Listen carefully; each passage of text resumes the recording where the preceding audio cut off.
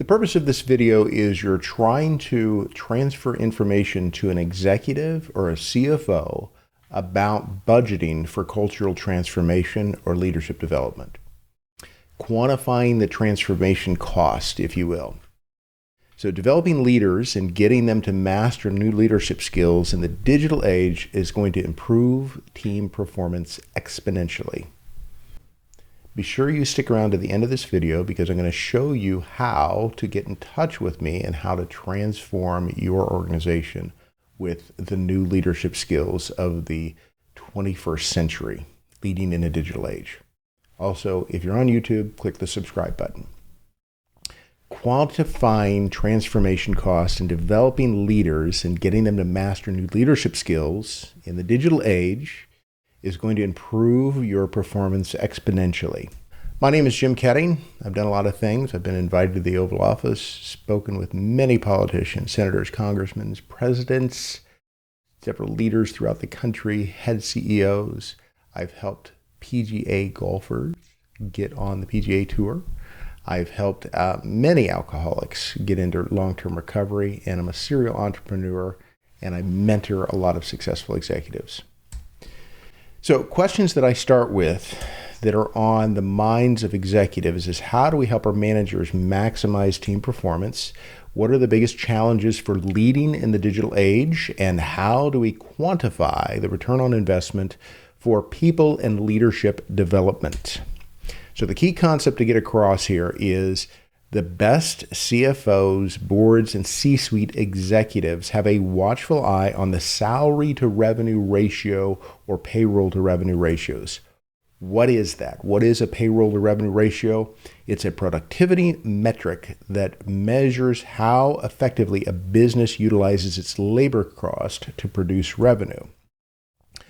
What's a good ratio? Most ratios fall between 15 and 30% salary-to-revenue ratios. Team performance impacts this ratio. Lowering costs or increasing revenue hinges upon team performance, and we consider alignment, execution, capacity. Now, I realize it's different within government entities because we really don't have the revenue to measure it. Most government entities still want productive team members. If we look at different industries, manufacturing, healthcare, insurance, retail, software development, they all have different ratios. Healthcare is going to be one of the highest because it's a heavily service-oriented industry, and doctors command high salaries as well as nurses and administration. I'm going to give you a company example. This is a payroll-to-revenue example. So imagine a company has $100 million in revenue. Their payroll cost is $25 million, so they would have a ratio of 25%. If the goal of the C-suite is to improve team performance by 20% in 1 year, they want that to correlate to the revenue. We're going to take an example of the payroll, $25 million, and we would start by looking at key members of the team that we would want to transform. So we could look at leadership, sales, software development, whatever's going to move that revenue needle the most, that's what we want to start with. In this example, we're taking 30% of payroll, $7.5 million. The average salary we're using is $125,000 a year, and the number of the team members to focus on would be 60. And how we get to that number is 7.5 million divided by 125K. Equals 60 team members. So now we have 60 team members. The $7.5 million payroll correlates to $30 million in revenue. We want a 20% improvement in performance, and the hypothesis is it's going to transfer into that ratio of revenue. However, transformation doesn't happen all in that first year. So we're going to take a third of that $6 million and say we're going to realize perhaps $2 million of it in the first year after we have a well-functioning team. So we're going to look at investing 1/5 of this revenue into transformation. If we look at that, our budget would be $400,000, and breaking that down into 60 employees, it works out to $6,500 per employee. Now let's take that and break it down a little bit more. So this is how we go into budgeting and budgeting for cultural transformation. So we've got 60 managers. We're looking at an 18 to 24 month period. I'm sorry, this will not happen on a weekend seminar. $6,500 in transformation costs per employee, and we're going to divide that by 24 months.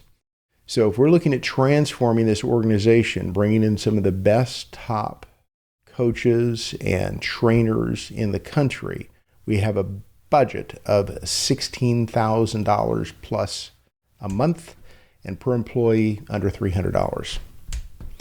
So why do most teams underperform? Leaders are using a skill set from the industrial age, and the digital age requires a new set of skills. There could be several reasons why a team underperforms. The biggest and most common issue is leadership forces employees to be compliant and teams are truly not engaged. Leadership is not yet acquired the skills to lead in a digital age. Leadership always wants results, and so how do they go about that? They first look at execution and then they look at capacity. So they use all of the tactics that they have, that they know, this old skill set, and a lot of them don't work, but they're trying to get the team to execute because they want results. When that doesn't work, they look at more capacity, going out and hiring more people. What happens is they overhire, they cost control, and then they go through layoffs. It's a cycle that many companies go through. The problem is when you go out and you hire rock stars to come into your organization and you give them a guitar to play that's not in tune, it frustrates everyone. And so what happens is eventually that rock star loses interest, finds another job, becomes part of the toxicity in the environment.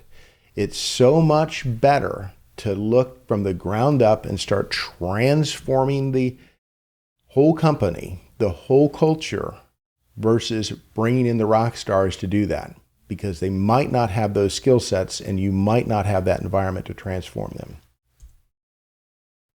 I'm going to show you a concept of a flywheel, and there's several things that work together that we measure that look at how a team performs. Executives always look at the execution and capacity of a team. That's where they start focusing, and that is a problem because execution is a byproduct of alignment.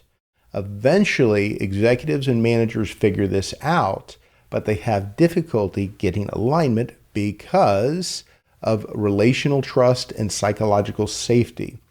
Those relationships within the team, 82% of them feel like they are not heard. The one missing thing at the top of the flywheel is communication. Culture transformation starts with improving communication. And here's a free tidbit. If you want to learn that and learn it well, here's the book you need to buy, The Communication Code by 𝐕𝐴𝐺𝐻𝐵 and Steve Cockram. Transmission is not the same as communication.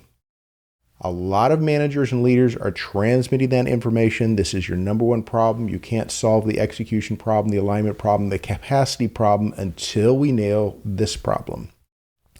When we look at teams, we have a compliant team and we have an engaged team. The engaged team will outperform the compliant team every single time. So how do we take a compliant team and bring them to be an engaged team? The first thing that we have to do is start with a team assessment to see where we are as a team, and different teams have different assessments. So we can get numbers on that, and we can look at these numbers and figure out where our problem areas are and celebrate where we're doing really, really well. That's typically how we start. But this gives you the idea and the cost justification of how this would work, and feel free to pass this video on to your executives and CFOs to have them start budgeting for that transformation. If you'd like to set up a 15-minute call with me, just scan that link and I will help you clarify some of those issues by asking you a few questions. It's free. All you got to do is scan the link and set it up on Calendly. Thanks. Hope you have a great day.